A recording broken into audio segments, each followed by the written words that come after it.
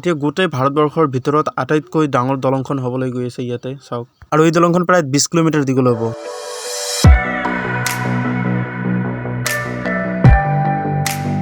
আৰু ইয়াৰ নামটো হ'ল Dhubri two Phulbari bridge Hey guys, welcome to Mujdu Live Blog আৰু আজি আপোনালোক আমাৰ অসমৰ বুলি নহয় আমাৰ ভাৰতৰ লংগেষ্ট এখন ব্ৰিজ আছে এই ব্ৰিজখন আপোনালোক দেখুৱাম আৰু যিখন দলঙৰ কথা মই কৈছো সেই দলংখনৰ নাম হ'ল ধুবুৰী টু ফুলবাৰী ব্ৰিজ আৰু পোনপ্ৰথমে মোৰ ব্লগিং সেটআপখিনি লৈ লওঁ আৰু ইফালে ভুৱন হাজৰিকা হেতু আৰু বগীবিল দলং এইবিলাক দলঙক পিছফালে এতিয়া আমাৰ অসমত নতুন এখন দলং হ'বলৈ গৈছে গতিকে আপোনালোক আজি মই সেইখন ভালকৈ দেখাবলৈ চেষ্টা কৰিম গতিকে আপোনালোক ভিডিঅটো শেষলৈ চাই থাকক আৰু এতিয়া মোৰ ব্লগিং সেটআপখিনি লোৱা শেষ হ'ল ফলে সেটআপখিনি ৰেডি কৰি ললো এতিয়া এইটো বেগত লৈ আৰু ইফালে মায়ে ৰাতিপুৱা টেকেলি পিঠা বনাইছে গতিকে দুই এখন পিঠা খাই চবলক এতিয়া ভিডিঅটো আৰম্ভ কৰোঁ আৰু ইয়াৰ আগত মই ফুলবাৰী গৈছিলোঁ তেতিয়া মই বাইক দি গৈছিলোঁ আজি চাব পৰা চাইকেল দি গৈছোঁ আৰু ধুবুৰী ফুলবাৰী ব্ৰিজৰ বাবে মোৰ এইটোৱে প্ৰথম ভিডিঅ' নহয় কাৰণ ইয়াৰ আগত মই দুবাৰ গৈছিলোঁ এবাৰ গৈছিলোঁ কামখিনি চাবলৈ আৰু এবাৰ গৈছিলোঁ তাতে নাও এখন এক্সিডেণ্ট হৈছিল বহুত ডাঙৰ এটা এক্সিডেণ্ট হৈছিল সেইটো চাবলৈ তো আজি মোৰ লগত গৈছে হিৰো কাৰণ হিৰো প্ৰথমবাৰৰ কাৰণে আজি তাতে গৈ আছে তো ভাবিলোঁ আপোনালোকক আজি মই 2023 এটা আপডেট দিওঁ আৰু কামখিনি কিমানখিনি আগুৱাই গ'ল সেইটো আপোনালোকে চাব পাৰিব সো ভিডিঅ'টো আপোনালোকে শেষলৈ চাই থাকক আৰু প্ৰথমবাৰৰ কাৰণে মই যেতিয়া গৈছিলোঁ সেইটো ৰাস্তা দি গৈছিলোঁ এইটো দি গ'লে নাওতি পাৰ হৈ ডাইৰেক্ট যাব পাৰি তাতে নাওতি ডাইৰেক্ট যাব পাৰিলোহেঁতেন কিন্তু আমি নাওতি নাজানো আজি গোলগঞ্জ দি যাম গোলগঞ্জ হৈ গ'লে আজি অলপ বজাৰ কৰিব পাৰিম কাৰণ আজি বৃহস্পতিবাৰ আৰু গোলগঞ্জ বজাৰটোত বৃহস্পতিবাৰ আৰু ৰবিবাৰ দিনা বজাৰ লাগে সো আজি অলপ বজাৰ কৰাৰ পিছতে ফুলবাৰী ব্ৰিজ চাবলৈ যাম তো এতিয়া গোলগঞ্জ এৰি আহিলোঁ আৰু অলপখিনি আগুৱাই গৈ মানে কালাহাট হৈ এতিয়া আমি ফুলবাৰী ব্ৰিজখন চাব যাব লাগিব সো এনেকৈ গৈছোঁ আৰু এইটো যে আপোনালোকে দেখা পাইছে এইটো 4 লাইন ৰাস্তা বনাব গতিকে দুয়ো সাইডে যিবিলাক আপোনালোকে ঘৰ বাৰী দেখা পাইছে এইবিলাক ভাঙি পেলাব এই ৰাস্তাটো বনোৱাৰ বাবে আৰু আমাৰ মেট্ৰিক চেণ্টাৰটো ইয়াতে হয় ইয়াৰ নামটো হ'ল কিসমত হাজদ উচ্চ মাধ্যমিক বিদ্যালয় আৰু আমি নাওতে আহিলে এইটো ৰাস্তা দি আহিব লগা হ'লেহেঁতেন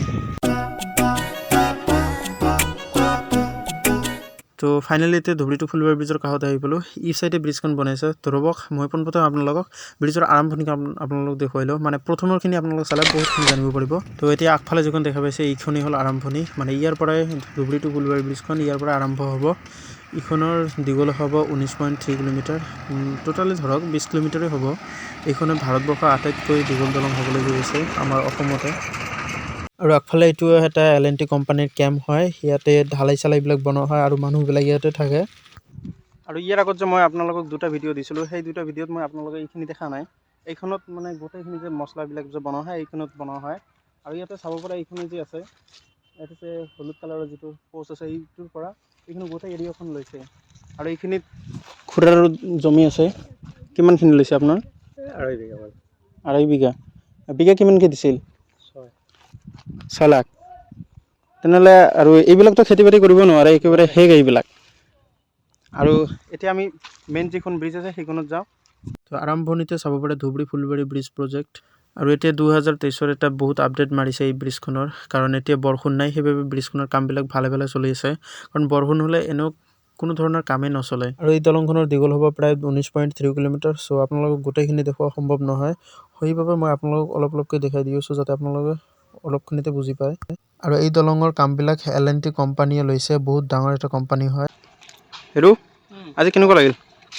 বহু ভাল লাগিছে আৰু ভাল লগাৰ কথা কাৰণ ভাৰতৰ ভিতৰত আটাইতকৈ দীঘল দলংখন আমাৰ অসমতে আমাৰ ডিষ্ট্ৰিক্টতে হ'বলৈ গৈ আছে সো আমি বহুত এক্সাইটেড হৈ আছোঁ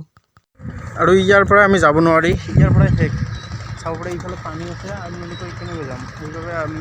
ইয়াৰ পৰা আপোনালোকক দেখুৱালোঁ আৰু ইফালে যাবলৈ হ'লে আমাৰ ফেৰীৰে পাৰ হৈ যাব লাগিব আৰু ইফালে আকৌ আছে মানে এইখন 19 কিলোমিটাৰ নহয় সেইবাবে ইফালে আৰু আছে